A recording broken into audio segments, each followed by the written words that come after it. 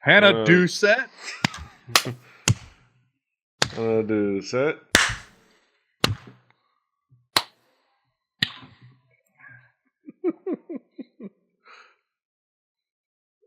All right. No, when we were doing sound checks and like checking the room for like acoustics,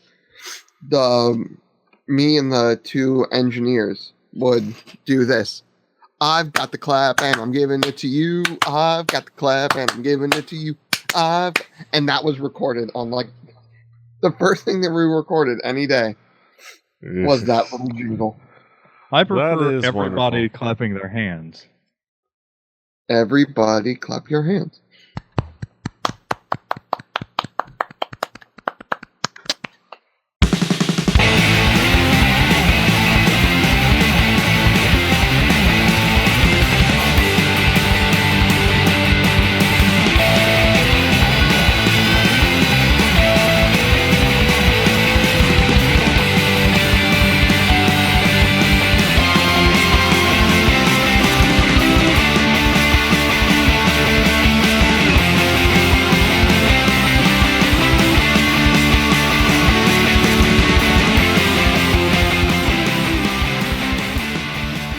Buenos nachos, amigos, and welcome to another fantastic episode of Record Breakers. I'm Petey Ray, your man with no plan. Here with me is, of course, my team of record breakers, record reviewers, people that talked about music on a weekly basis.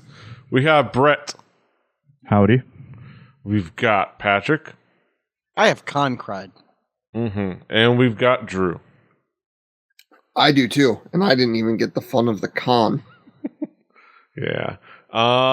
We are here, of course, gathered to talk about music.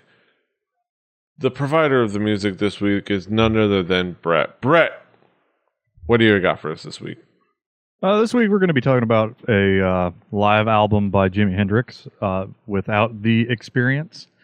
This is Band of Gypsys from 1970, one of the last and only live recordings that were officially done with the Hendrix and other. Yes. I have to ask the fellas. Let's go, Patrick. What were your expectations coming into this album? So I am one of 7 people in the world who's never really gotten into Hendrix. Like of that era of music, it's never been my my go-to. Like I've heard, like the 5 or 6 songs that everybody's heard, but I've never listened to a Jimi Hendrix album. I'm not a guitar player. I mean, I have guitars and I can play them very poorly, but I'm not a guitar player, so I never had that particular obsession. So I knew it was bluesy 60s rock, but the specifics were unfamiliar to me. Drew, what expectations did you have coming into this album? Well, like everybody else, I know very well of Hendrix. I know the music he does with the experience, as it were. This is not something that I knew much of. Brett gave us a little bit of a warning that it was going to be very different from the experience, but it was still going to be Hendrix being Hendrix. I'm actually on the side of Swagger at this point. I was never a huge Hendrix guy.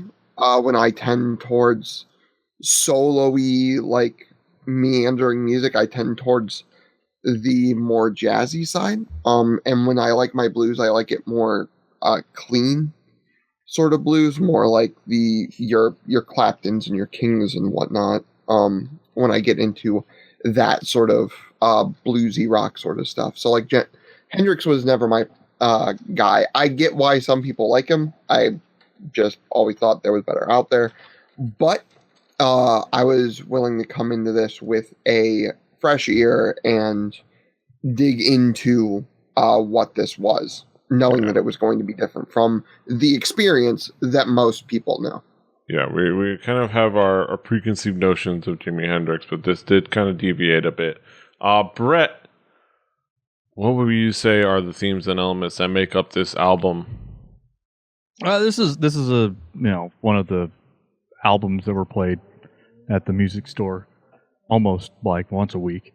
It's something you can just put on and it goes forever and it wanders, and it's got enough there that it can be great background music. But this is basically a recording of a jam session between Jimmy, Billy Cox, which is a guy that he met when he was in the military, like in '61, and a young drummer named Buddy Miles who does some singing. This is considered like a proto funk rock. It's got R&B grooves with ripping guitar, which has been cited as influential with funk rock guys, hip hop guys, jam bands, and like your regular ass musicians. But just Buddy Miles ended up being in with touring with George Clinton. Things happened in this little period of time. It's a 6-track album. None of them were less than 5 minutes long. There's a couple that are near or over 10 minutes long.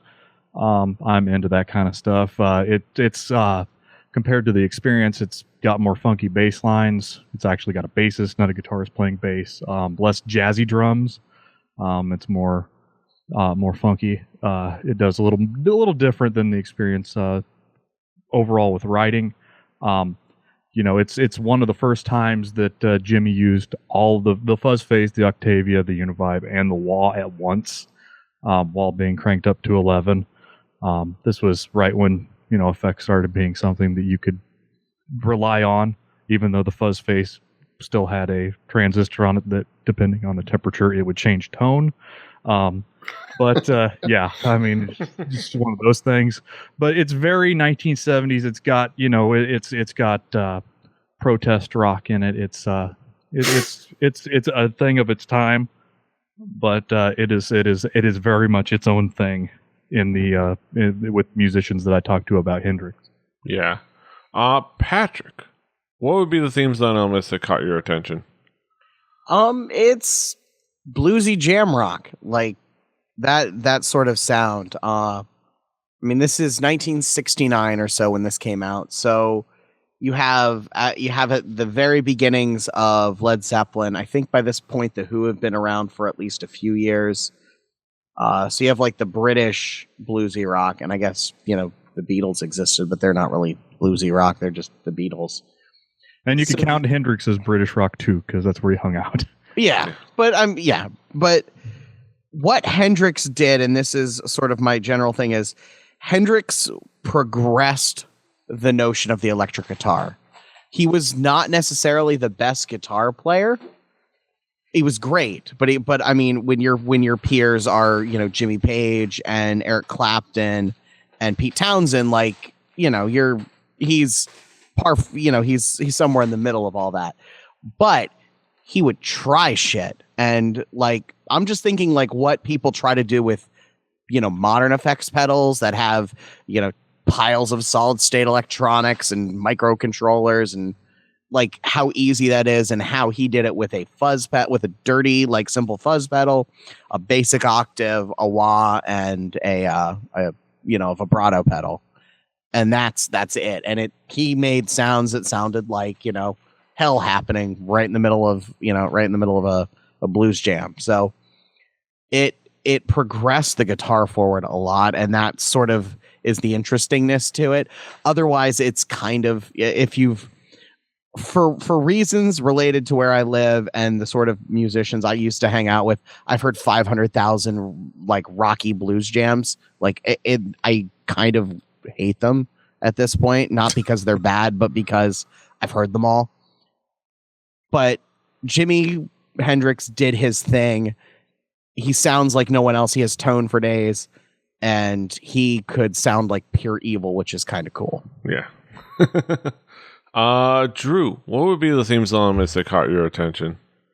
Well, I went into this, as I said, not huge into the Experience, but digging, right? I wanted to see what this had, and this had a lot of meat on the bones. I've made no bones about being a fan of the funky bass, as it were. I tend to dig on that groove, and there was plenty of that groove to be had here. While immediately, at a cursory glance, first couple of times, exactly, the bass line that makes you do this motion a lot. While initially at cursory glance, this didn't make me necessarily change my opinion on Jimmy. As I sort of delved deeper, I gained an appreciation for what people see. I usually get on people's case about it, right? Like, I'm usually that guy. But I started to get it, right? I started to see where it was. There was light at the end of the tunnel, as it were. There was stuff to be had. There were times where the solos seemed to lose themselves, which is sort of characteristic of Jimmy. But they found their way back, and there was a couple of times where just everything hit really, really well. And I ended up digging on it. I ended up digging a lot of it. Seeing where the sort of funk rock sound sort of got its first mix, right? Its first inklings, where bands like the Chili Peppers would derive like the base of what they are. It was really cool.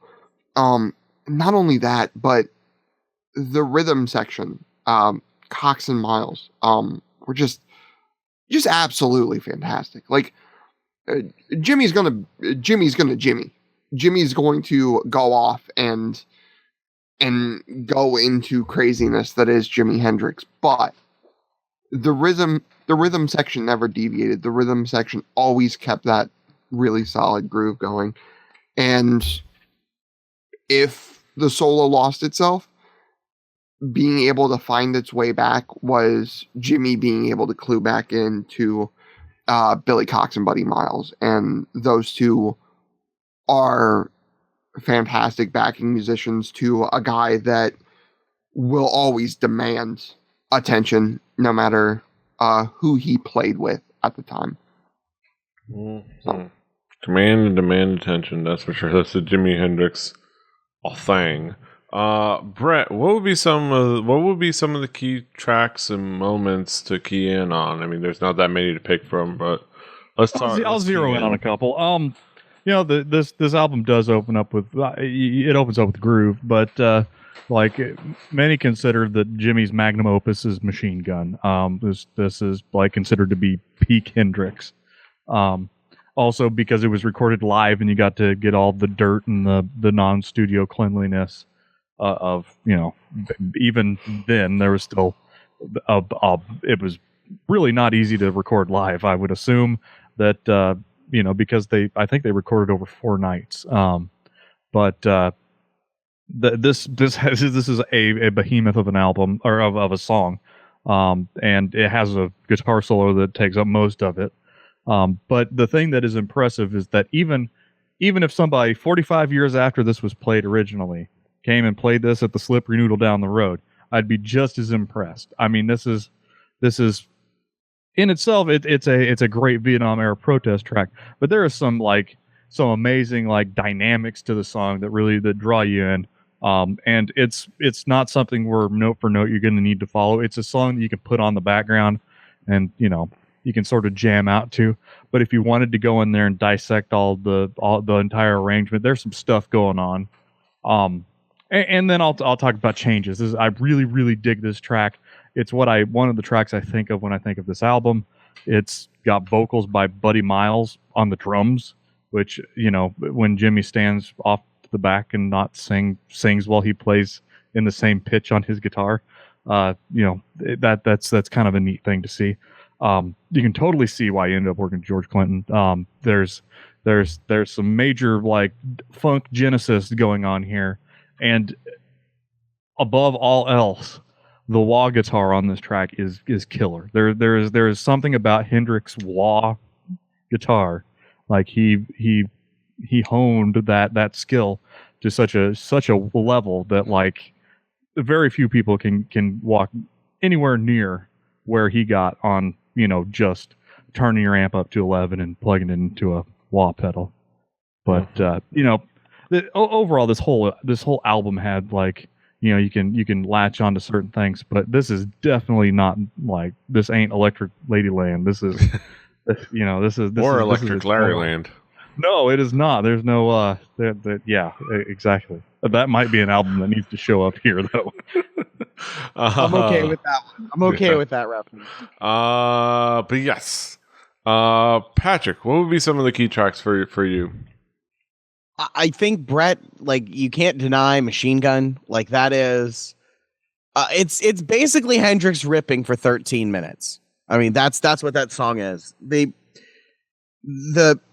advantage to being in a trio that he was on this album is that he could just kind of be the guy to shine, and he had two great musicians behind him to hold down the fort. Some of the bass work on here is kind of incredible. Like, it's very much, it was before, like, the notion of popping and slapping, I think, really took hold, but they were these crazy, intricate, constantly moving bass lines that kind of work. And the drums were way, way, way tighter than I would have thought a live album from the late 60s could be. Usually drums never sound that good in the 60s unless they're, played by John Bonham, but this did, and that was kind of fun. But Machine Guns, it's at its core, it's a heavy blues song. There's nothing that complicated about it, but it is just, a all-time great guitar player ripping for, 13 minutes.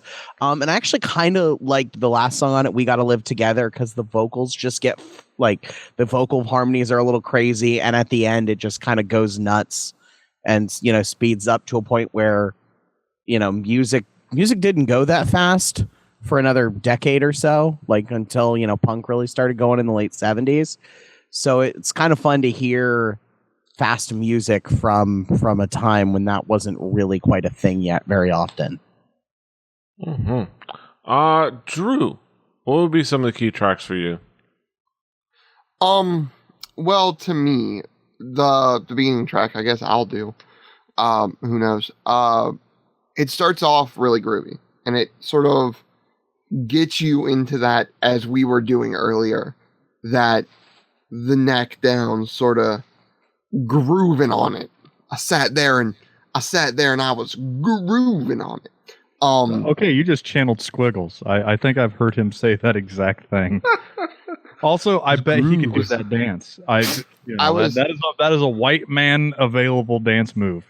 The bite your bottom lip. No, yeah, this is Mark Ronson in Uptown Funk. Yeah. I was trying to channel a bit more Scott Johnson on that than Squiggles, but I'll take Squiggles. But he is the peak white. He is the top. He is the king of the white man. Yes, the king of the white man. I'm trying to imagine the. He is the whitest man in the room. In many rooms, based off of being from Utah.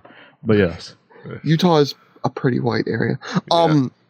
But you get that groove right off the bat, and you kind of know it's going to be a little different from what you got from the more psychedelic stuff that you got with the experience. Changes, but we're going to go into this. Changes was absolutely great. One, I've never been a huge fan of. I have liked Jimi Hendrix's guitar. I've sort of kind of got it before, and I'll go into a little bit more on the next one.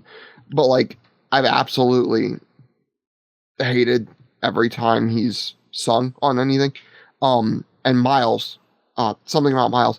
There's a reason this man was a California raisin, and we'll leave it at that one. Yes. Gonna bring that up real quick. I did my research. But that is probably the most interesting random factoid of this album. Yeah, there was a California raisin on it. Damn right. But there was also something that was a bit had that like cool country night driving along down the road, just grooving to a tune and like just letting that tune in the night sky just sort of mingle together as far as sound goes. There was something cool about that song to me as far as that goes. It sort of is a cool image. But then Message to Love, I'm going to go into that one. Jimmy went off on that one. and went off on a few tangents.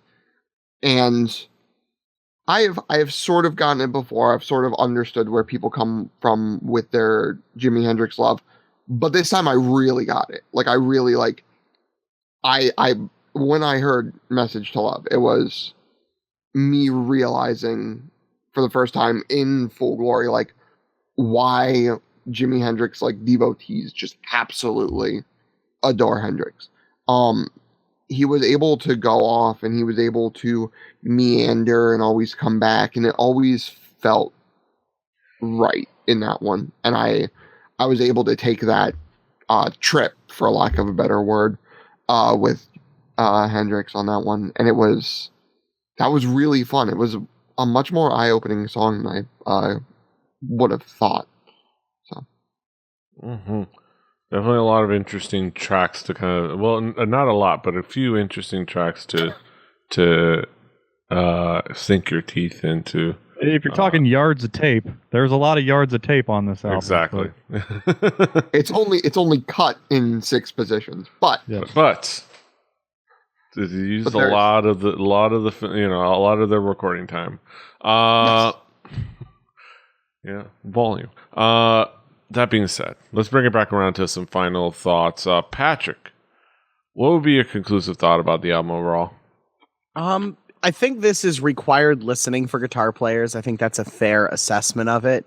And if you're into blues, like there's some cool, crazy, bluesy stuff. And then like, has been said, kind of the roots of funk. It is not my album of 1969. There's 3 or 4 others that just suit my taste better.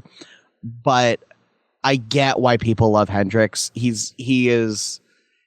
progressed the guitar more than almost anyone else of his generation, did more in terms of expanding the notion of what you could do with with an electric guitar and a tube amp. And that's good for the world. It's blues jammy stuff, which isn't my thing, but it's at least really well done in parts, and it has crazy guitar sounds. Mm-hmm. Drew, what would be your conclusive thought on the album overall? As I said when I went into this, I was not a huge Hendrix guy. I just am not. I've always been of the mind that there are better, like everybody always holds him up as like the greatest guitar player or whatever. There are better guitar players out there for pure guitar. If you're going for technical aspect of guitar, what I always thought Hendrix did really well was utilize things that nobody else had and made new sounds out of it, which I think is where the greatness of Hendrix sort of lies. This album was the first album I listened to back to front, and I didn't get mad at any point that it was a Hendrix album. It was absolutely fantastic in that regard. There was a lot going on that was just fun, which I never really get in the more psychedelic feeling rock and like that era of music, but this definitely had it for me in great deal. And if all you know of Hendrix is the experience, if all you've experienced is the experience, there's a lot more to be had out there. And it was just good. It was really solid. When there's a name that's a classic name that everybody knows, like Hendrix, it's going to be it's going to be good, and it's going to be deep, and there's going to be a lot of meat on the bones, because that's sort of what rock is. When there's a rock name, there's a lot of meat on the bones of the music, and there was a lot of meat on these there bones. Yep. It's a good alteration of the phrase, so that we're not rehashing things. Brett, what is your conclusion? I mean, if you've heard the hits of the experience and you want to dive deeper and you want to get like one of the last sounds of Jimmy before he died, like, this is it. This is where it was going. This is where it was headed. You owe yourself to listen to this album. Even if you're not a musician, you can find gold in them there hills. And if you don't get it I completely understand. We're a bunch of people that find quality in the nuance of noise, and there's a lot of noise in this. It might not be for everyone, but you should at least give it a try. If you can't get through the groove, if you can't deal with, if you couldn't deal with Parliament, Yeah. and you might not like the things that we like about this album, because it doesn't just stand on its guitar work, and it wouldn't just stand on its guitar work. It's something that had to be. I mean, yeah, there was some magic in the backing band, and a lot, and there is a California raisin. So go look up some old claymation commercials and find you some Buddy Miles. Exactly. And I think that's a good way to kind of wrap that up and bring us to the Haiku's Reviews. Yes. The Haiku's Reviews. Haiku's Reviews. All of yous. Parlez-vous, all of yous. We get to our haikus right now. Let's see. Yes. Yes. I don't think we that's are. a secret. I don't think that's a secret, though. Everybody knows that. Let's go with Patrick. Patrick, what is your haiku? Lucy Rock Jam Fest. Guitar for guitar players. Overhyped, but good. Drew, what is your haiku? I went in worried, but surprisingly, I was glad I had the time. I'll give my haiku. Jimmy's final word, I think close to final word. An interesting journey with gifted gypsies. Brett, what is your haiku? Masterful guitar with a really smooth backing band. Last taste of Jimmy. Double entendre. That being said, those are our thoughts on A Band of Gypsies, or just. And I'd like to thank everybody for not making a Miles of Cox joke. Like it was there. It needs to be noted. Somebody gets the participation award. I will note that when I was typing up my notes, I put Miles and Cox, and then I thought about it in my head, and I was like, I'm going to switch that around. I saw that. I was like, he really missed an opportunity to make a cheap 5-year-old joke. But cool. No, trust me. I know what's coming up next. I will save sophomore humor for later. All right. Yes. All right. So that being said, you can of course find this album on our Spotify playlist. Keep track, play along at home, play Record Breakers a home game. On said Spotify playlist, as he alluded to, is Drew's pick. Drew, what do you got for us next week? Well, we went a little bit deep into music's sort of history. I'm gonna do a little bit more lighthearted than that. I've been following these guys for a little bit now, and I've really, really enjoyed their stuff. As I said, it's sort of sophomore humor, and I get that. It's dick jokes. It's ridiculousness. It's two guys, Dan Avedon, otherwise known as Danny Sexbang, and the theoretical physicist. That's actually not a joke. Listen to the album, and I think you'll figure out why I have to phrase it that way. Brian Wecht, also known as Ninja Brian, and their band Ninja Sex Party. I'm going to bring up their newest album, Attitude City. So look forward to that discussion coming up next week. But until then, we bid you adieu. That has been another fantastic episode of Record Breakers. Of course, you can find us all over the internet. Patrick is at The Swagger. Brett is at Hibbity Bebbard, HIBBI2YBIBBARD. Drew is at XDruciferX. I'm at PD Rave. The show's at 4 Record Breakers. That's number 4 Record Breakers. RecordBreakersPodcast.com. RecordBreakersPodcast@gmail.com. Rebelli TV on YouTube. Follow us along. We're on iTunes. We're on Stitcher. We're Pocket Cast. We're everywhere you want us to be. We're everywhere you want to be. Like Visa. I think that was their slogan. But look us up. Subscribe, share, like. Until next time. Hasta los huevos. Toodaloo. Do do do do do do do do do do do do do do do.